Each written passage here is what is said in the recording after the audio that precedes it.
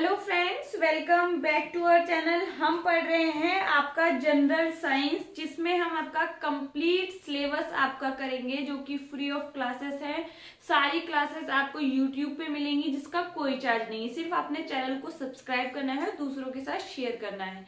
जिसमें मैंने आपको सेल चैप्टर का एक इंट्रोडक्शन दिया था, उस इंट्रोडक्शन को सब जरूर देखेंगे। उससे आपको पता चलता है सेल क्या है। आज हम एक क्विक रिवीजन देखते हैं जो हमने अभी तक पढ़ा है, बाकी हम इस चैप्टर को कंप्लीट करेंगे। देखिए, एसएससी सीजीएल वाले बच्चों के लिए और जितने भी आपको पता है कि बहुत सारी वैकेंसीज आ रही हैं जिसमें आपने साइंस पढ़नी है। साइंस एक इम्पोर्टेंट रोल प्ले करता है, तो उन सारे एग्जाम्स के लिए चैनल को सब्सक्राइब और दूसरों के साथ शेयर कीजिए। यही से क्वेश्चन आते हैं आपको बहुत जल्द। आज शाम या फिर कल शाम 4 बजे से आपको इम्पोर्टेंट टॉपिक्स की वीडियो मिल जाएंगी। उसमें आप देखेंगे कि जिन टॉपिक से ज्यादा क्वेश्चन पूछे जाते हैं, जो ज्यादा इंपॉर्टेंट है, उसको स्टार्ट करेंगे। एनसीईआरटी आपकी चैप्टर वाइज चैप्टर आपके लाइन बाय लाइन आपको समझाई जाएगी। क्लास 9, 10 की एनसीईआरटी, 11, 12 की एनसीईआरटी के लिए आपने कमेंट करके बताना है कौन कौन बच्चे यहाँ पर ऐसे हैं जिन्हें 11, 12 की बायोलॉजी चाहिए। बायोलॉजी वैसे 12th क्लास की हमने शुरू की है। आपने बस ज्यादा से ज्यादा शेयर करके चैनल को सपोर्ट करना है। फटाफट से 1K तक आप पहुंचा देंगे तो आपकी फिजिक्स, केमिस्ट्री, बायो तीनों क्लासेस एक ही डे में, तीनों क्लासेस टाइम लगेंगी। सिर्फ अपने चैनल को सपोर्ट करना है। जितना ज्यादा आप सपोर्ट करेंगे उतना ज्यादा इसका आपको बेनिफिट मिलेगा। जनरल साइंस की पूरी जिम्मेदारी मेरी है और चैनल को ग्रो करवाने की ये जिम्मेदारी आपकी है। चैनल को सब्सक्राइब कर हम पढ़ रहे हैं कोशिका को, सेल को, जिसमें हम देख चुके हैं कि सेल क्या है। सेल क्या है हमने पढ़ा। संरचनात्मक और क्रियात्मक इकाई है किसी भी जीव की। जीवन की संरचनात्मक और क्रियात्मक इकाई क्या है? आपकी कोशिका होती है। कोई भी बच्चा ऐसा नहीं होगा, जितना मुझे पता है, जितना सब जानते हैं, कि सब कुछ जिसे कोशिका के बारे में ना पता हो। सब कोशिका को जानते हैं, ये डेफिनेशन तो सबने पढ़ी है। वैसा क्यों बोलते हैं ये भी मैंने आपको वीडियो में बता रखा है, तो उस वीडियो को जरूर देखेंगे। उसके बाद देखिए आप, जैसे जैसे चीजें आगे बढ़ी तो कोशिका का क्या हुआ, खोज के बारे में स्टार्टिंग शुरू हो गई। हम कोशिका की खोज से शुरू कर रहे हैं। जो चीज आज हम जानते हैं, कोशिका जीवन की संरचनात्मक और क्रियात्मक इकाई है, इसकी शुरुआत कहाँ से हुई थी उस चीज को देखते हैं। सबसे पहले एक वर्ड आपने ध्यान रखना है, जो है आपका साइटोलॉजी। हिंदी में भी आपने ऐसे ही ध्यान रखना है। कोशिका विज्ञान कोई ध्यान नहीं रखेगा, वैसा आता भी नहीं है। हिंदी में भी यही वर्ड आपने ध्यान रखना है, साइटोलॉजी। साइटोलॉजी का मतलब होता है कोशिका का अध्ययन। साइटो का मतलब है यहाँ पर कोशिका से, जहां पर भी साइटो लिखा होगा उसका मतलब क्या होगा, कोशिका से होगा, सेल से होगा। और लॉजी मैंने आपको बताया था, जब भी किसी भी चीज के अध्ययन की बात होती है तब वहां क्या यूज करते हैं, लॉजी की बात करते हैं। तो लॉजी क्या है, स्टडी, अध्ययन से, ठीक है। तो कोशिका का जो अध्ययन है हम जिस साइंस के अंदर करते हैं उसको क्या बोलते हैं, साइटोलॉजी बोले जाते हैं। इस तरीके के क्वेश्चन जरूर पूछे जाते हैं। कोई भी ऐसा आपका एग्जाम नहीं होगा जहां जनरल साइंस पूछी जाती हो और सेल से क्वेश्चन ना आए। इम्पॉसिबल बात है। ये हर जगह आपको एक से ज्यादा नंबर में क्वेश्चन देखने मिलते हैं, क्योंकि ये जो सेल चैप्टर है वो कनेक्टेड होता है बहुत सारे चैप्टर्स के साथ।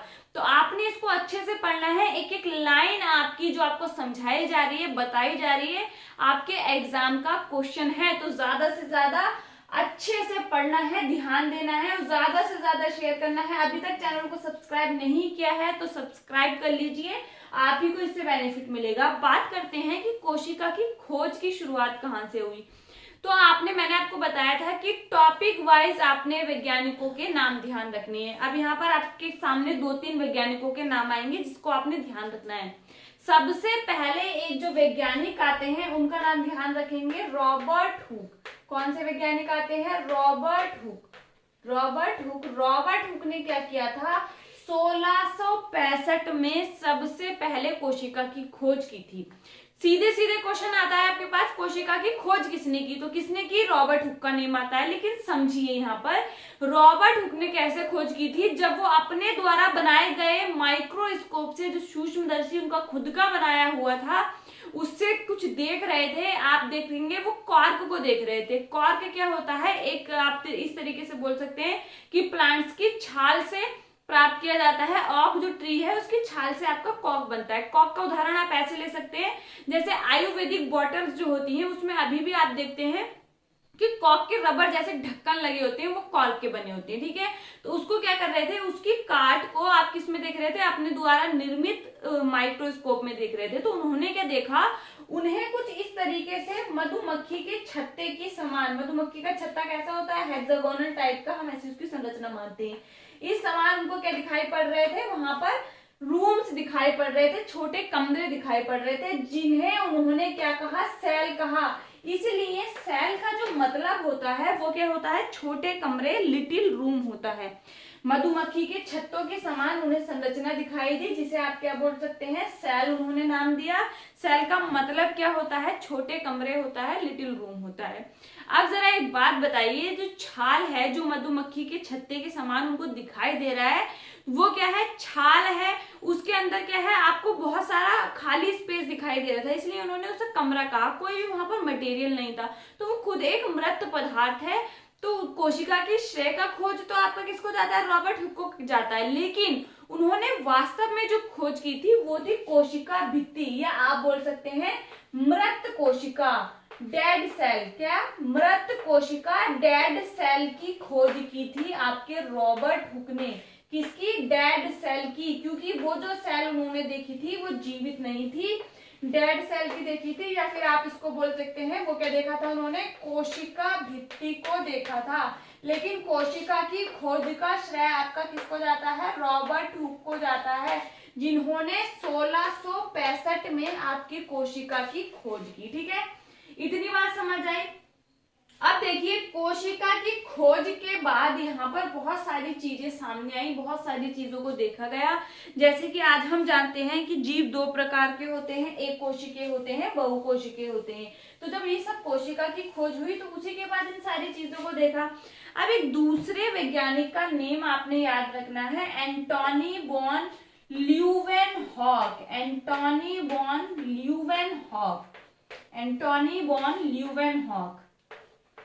ल्यूवेनहॉक ने सबसे पहले आपकी जीवित कोशिका को देखा। एंटोनी वॉन जो ल्यूवेनहॉक थे, उन्होंने सबसे पहले एक जीवित कोशिका को देखा। कैसे देखा, इन्होंने क्या किया, तालाब का पानी लिया, उसको इनके द्वारा जो इनका जो माइक्रोस्कोप था वो बेटर था, मतलब आप रॉबर्ट हुक के माइक्रोस्कोप से आप बोल सकते हैं कि ये बेटर था।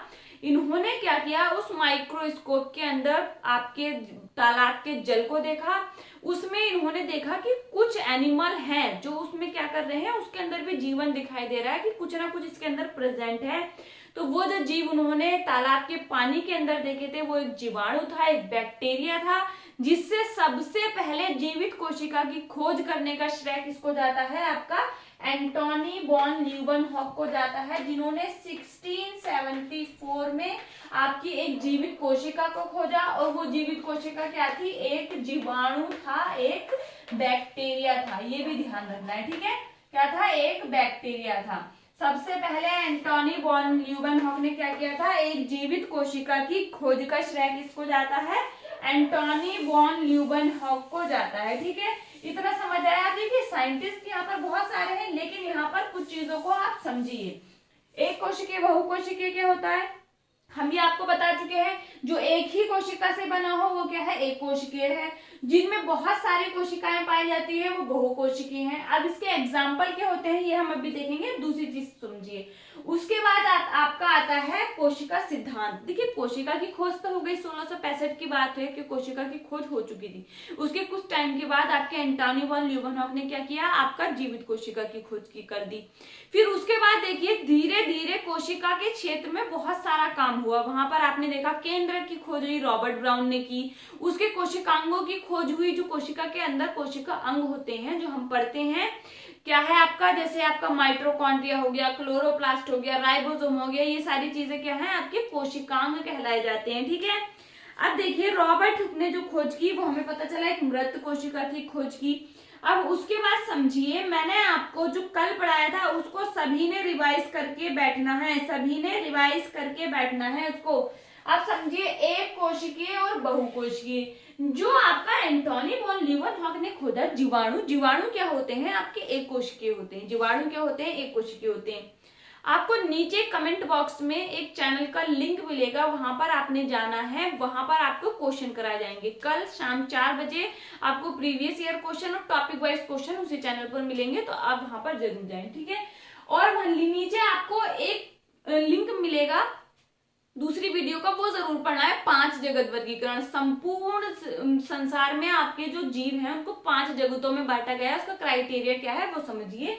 इस चैप्टर से बहुत ज्यादा वो रिलेट करता है। अब इतनी चीज समझिए, जो जीवाणु है वो एक कोशिकीय है, मतलब एक ही कोशिका से मिलकर बने हैं, वो क्या है, जीवाणु है। एक कोशिकीय का एग्जाम्पल हमने दूसरे भी आपको बताए थे, क्या है आपका अमीबा हो सकता है, आपका पैरामीशियम हो सकता है, आपका क्या हो सकता है, युगलीना भी हो सकता है। युगलीना क्या है, पैरामीशियम हो सकता है, और आपका युगलीना भी हो सकता है। युगलीना क्या है, आपकी पादप और जंतुओं के बीच मध्य कड़ी है, संयोजक कड़ी है। क्यों है, क्योंकि इसमें क्या होता है, जाकर ये क्या है, स्वपोषी की तरह भी व्यवहार करता है। जब प्रकाश उपस्थित होता है, सूर्य का प्रकाश अनुपस्थित होगा, तब क्या होगा, ये परपोषी की तरह व्यवहार करेगा।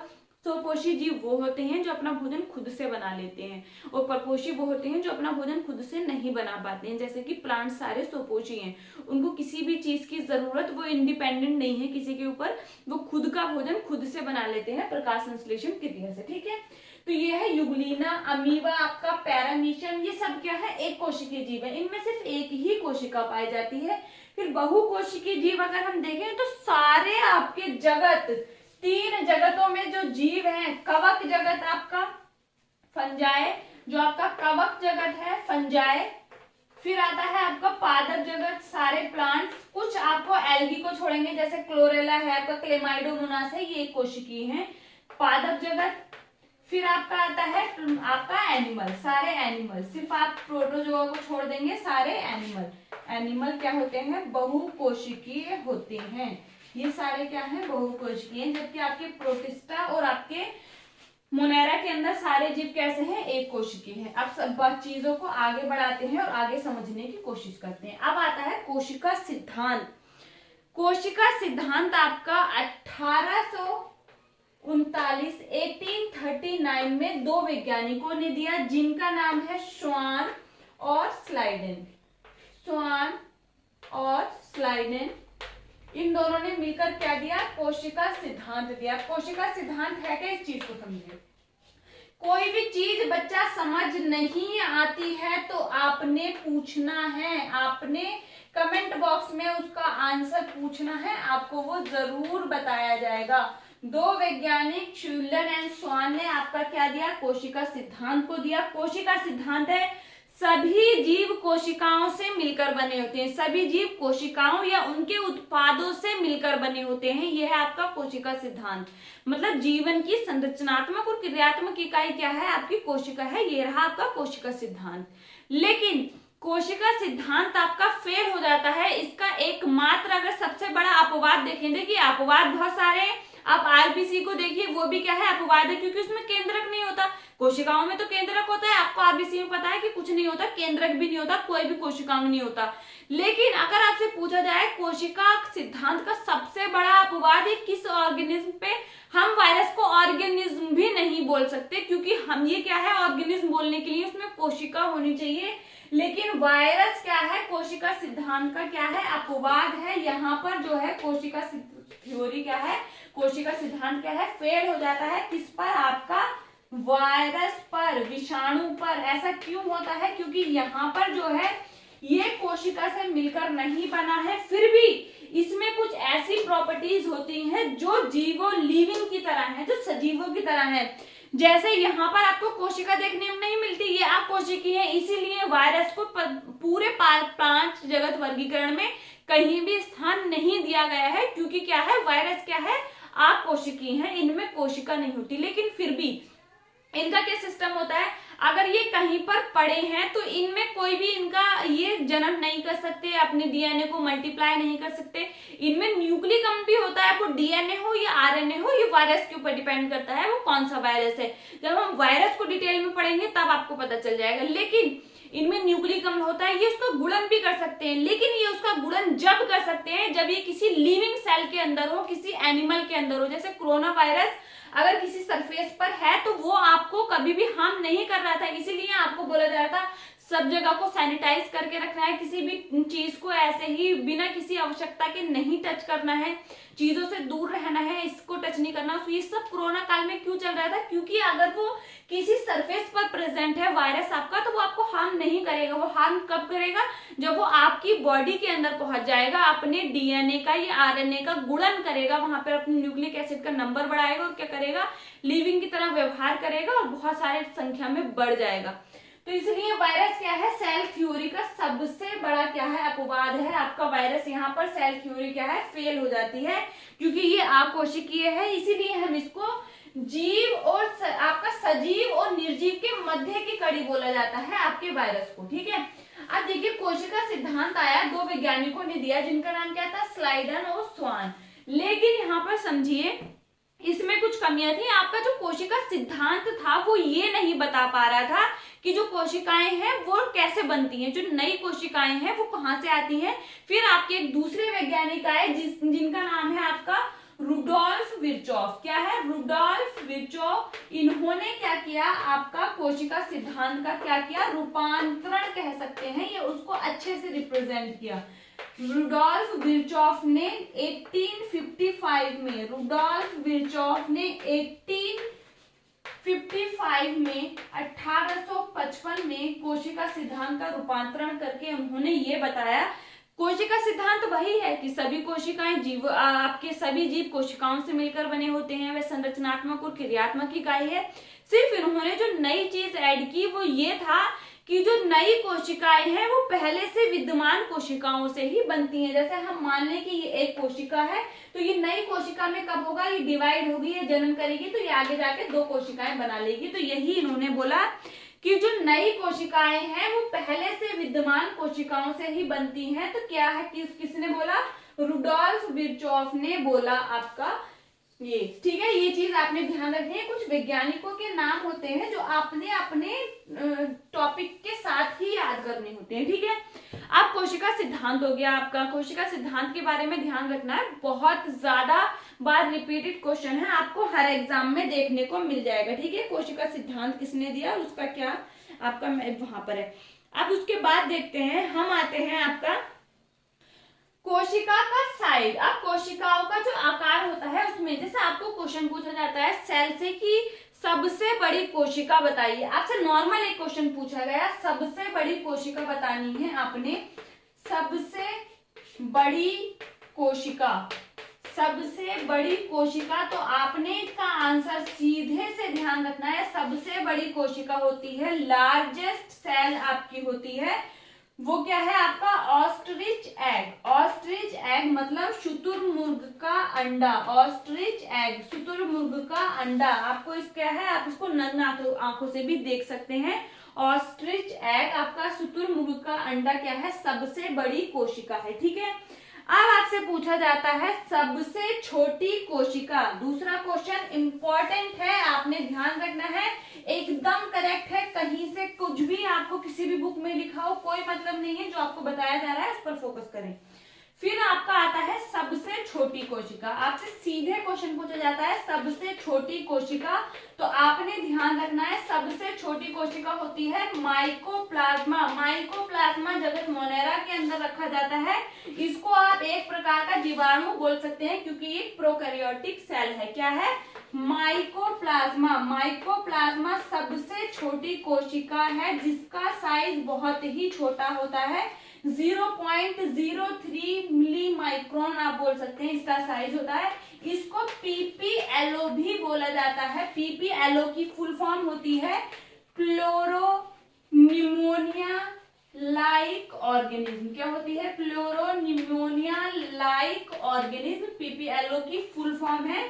सबसे छोटी कोशिका आपसे पूछी जाती है तो वो क्या है आपका, माइकोप्लाज्मा है। ठीक है, फिर देखिए सबसे बड़ी कोशिका, सबसे छोटी कोशिका। अब क्वेश्चन में थोड़ा सा चेंज, आपसे क्वेश्चन पूछा जाए मानव के शरीर में सबसे छोटी कोशिका और सबसे बड़ी कोशिका, सबसे लंबी कोशिका। सबसे पहले कंफ्यूजन, सबसे बड़ी कोशिका को आप इस तरीके से जिसमें आपको साइज पूछा गया हो बड़ी, और लॉन्गेस्ट का मतलब होता है, मतलब आपसे लंबाई पूछी जा रही है, लंबी कोशिका की बात हो रही है। तो देखिए मानव शरीर में सबसे छोटी अगर आपसे कोशिका पूछी जाए, मानव शरीर में सबसे छोटी कोशिका वो है ह्यूमन स्पर्म। सबसे छोटी कोशिका कौन सी है? ह्यूमन स्पर्म है, शुक्राणु है। सबसे छोटी कोशिका क्या है? ह्यूमन स्पर्म है, मतलब शुक्राणु है। मानव के शरीर में पूछा जा रहा है कौन सी है? Human sperm. स्पर्म मतलब शुक्राणु, जिसको आप बोलते हैं किसमें? मेल में। क्या है? स्पर्म छोटी कोशिका, स्पर्म जिसको आप बोलते हैं शुक्राणु बोलते हैं। फिर बात आती है आपकी मानव शरीर में सबसे बड़ी कोशिका। मानव शरीर में अगर आपसे पूछा जाए सबसे बड़ी कोशिका, बड़ी मतलब लार्जेस्ट, जिसका लार्ज अमाउंट साइज हो, वो क्या है आपकी? अंडाणु है, ओवम है। क्या है? अंडाणु है, ओवम है। आपके एग्जाम के क्वेश्चन है, ध्यान रखना है। क्या है? मानव शरीर में सबसे बड़ी कोशिका क्या है? अंडाणु है, ओवम है। अब आपसे क्वेश्चन चेंज हुआ, आपसे पूछा गया मानव शरीर में सबसे लंबी कोशिका, मतलब लॉन्गेस्ट सेल आपसे पूछा गया है, वो क्या होगा आपका? तंत्रिका कोशिका होगी, नर्व सेल होगी। क्या होगी? नर्व सेल होगी, जिसको आप तंत्रिका कोशिका बोलते हैं। क्या बोलते हैं? तंत्रिका कोशिका। तंत्रिका कोशिका कहाँ पर प्रेजेंट होती हैं? आपके मस्तिष्क में प्रेजेंट होती हैं। एक चीज और ध्यान रखनी है तंत्रिका कोशिका के बारे में। देखिए सारी जगहों में आपको क्या है? रीजनरेटिंग पावर मिल जाएगी। मतलब अगर सेल्स वहां पर कुछ प्रॉब्लम आ गई है, कुछ चीज चोट वगैरह कुछ भी लग गई है, तो वो अपने आप को क्या कर लेंगी? रीजनरेट कर लेंगी, नई कोशिकाएं बन जाएंगी या उनमें विभाजन हो जाएगा। लेकिन तंत्रिका कोशिका जो मस्तिष्क की कोशिकाएं हैं, उनमें क्या है? विभाजन नहीं होता है। ये चीज ध्यान रखनी है, ठीक है। अब आपको ये 4 क्वेश्चन आपने ऐसे ही याद करने हैं। देखिए सबसे बड़ी कोशिका आपसे पूछा जाता है ऑस्ट्रिच एग है। सबसे छोटी कोशिका आपसे पूछा जाता है माइकोप्लाज्मा है, जिसे पीपीएलओ भी बोला जाता है। इसका फुल फॉर्म है प्लूरोन्यूमोना लाइक ऑर्गेनिज्म। फिर आपसे पूछा जाता है मानव शरीर में सबसे छोटी कोशिका, तो स्पर्म ध्यान रखना है, शुक्राणु ध्यान रखना है। मानव शरीर में सबसे लंबी कोशिका, तो फिर आपकी आती है, लंबी की बात हो रही है, तंत्रिका कोशिका। और सबसे बड़ी कोशिका की बात आ रही है, तब आपने ध्यान रखना है अंडाणु ओवम होता है, ठीक है। बहुत सारी चीजें आज हमने देखी। कोशिका की खोज कहाँ से शुरू हुई? रॉबर्ट हुक ने शुरू की, 1665 से शुरू की। उसमें क्या किया? जो कोशिका देखी वो मृत कोशिका थी। उसके बाद सबसे पहले जो लिविंग सेल देखी गई वो किसने देखी? ल्यूवेनहॉक ने देखी। वर्ड ध्यान रखना है साइटोलॉजी। कोशिका के अध्ययन को आप क्या बोलते हैं? साइटोलॉजी बोलते हैं। इंग्लिश में भी ये ध्यान रखना है, हिंदी में भी ध्यान रखना है। फिर उसके बाद आया कोशिका सिद्धांत, 2 वैज्ञानिकों ने दिया 1839 में, 1839 में सील्डन और स्वान ने, जिन्होंने बताया जो कोशिका है सभी जीव कोशिकाओं से मिलकर बने होते हैं, और क्या है? कोशिका जीवन की संरचनात्मक और क्रियात्मक इकाई है। फिर उसके बाद आपके आते हैं विर्चॉफ, जिन्होंने इसमें क्या किया? रूपांतरण किया, कुछ इसमें चेंजेस किए, थोड़ा सा क्या किया? इसको मॉडिफाई किया, मतलब और अच्छे तरीके से प्रस्तुत करने की कोशिश की, जो आपका सिल्डन और स्वान नहीं बता पाते। इन्होंने वो बात बताई कि जो नई कोशिकाएं हैं वो पहले से विद्यमान कोशिकाओं से ही बनती हैं। ईयर कौन सा था? 1855, 1855 में। फिर उसके बाद देखिए फिर आते हैं आपके कि सबसे बड़ी कोशिका कौन सी है, सबसे छोटी कोशिका कौन सी है। अभी बहुत सारी चीजें आपको पढ़नी है। जैसे मैंने आपको बताया था, हम कोशिकाओं को 3 भागों में बांट सकते हैं। एक होता है आपका, हम बोल सकते हैं उसको केंद्रक झिल्ली। फिर उसके बाद हम बोलते हैं कि आपका आता है कोशिका द्रव्य। फिर उसके बाद आता है आपका कोशिकांग, या फिर आप जिसको बोल केंद्रक। केंद्रक के बाद आता है कोशिका द्रव्य। कोशिका द्रव्य के अंदर ही कोशिकांग होते हैं। हम सारे कोशिकांगों को आपकी केंद्रक झिल्ली, कोशिका झिल्ली कैसे बनी होती है, किससे मिलकर बनी होती है, उससे ट्रांसपोर्ट कैसे होता है, सभी कुछ पढ़ना है। आपके एग्जाम का जो भी यहाँ पढ़ाया जा रहा है, एक एक क्वेश्चन आपके एग्जाम का है और कुछ भी पूछा जा सकता है। कुछ चैप्टर जो होते हैं बहुत ही ज्यादा इंपॉर्टेंट होते हैं और हर एग्जाम में बहुत अच्छा वेटेज देके जाते हैं, जिससे क्वेश्चन आना मतलब निश्चित है। आप कुछ भी करके उस चैप्टर को आउट नहीं कर सकते किसी भी चीज से। तो आपने इन चीजों को अच्छे से रिवाइज करना है जो आज पढ़ाया गया है। हम नेक्स्ट चैप्टर में, नेक्स्ट वीडियो में आपका देखेंगे कोशिका झिल्ली के बारे में पढ़ेंगे और कुछ जो इंपॉर्टेंट पॉइंट्स रह गए हैं उनको देखेंगे। देखिए पूरा 100% यहाँ पर कवर होगा। एक एक चीज आपके एनसीईआरटी के आपको यहाँ देखने को मिलेगी, लेकिन कुछ भी अगर छूटता है और जो मुझे लगता है कि एग्जाम के पॉइंट ऑफ व्यू से इंपॉर्टेंट है, तो उसको मैं क्वेश्चन में कवर कर दूंगी। क्वेश्चन भी फुल एक्सप्लेनेशन के साथ होंगे, तो आपको टेंशन लेने की जरूरत नहीं है। बस नीचे जो आपको चैनल का लिंक दिया गया है माही बायोलॉजी क्लासेस, वहां जाइए, उस चैनल को सब्सक्राइब करके रखिए। आपको क्वेश्चन के लिए उसी चैनल पर जाना है। मिलते हैं हमारे नेक्स्ट वीडियो में, तब तक के लिए पढ़ते रहिए। Thank you.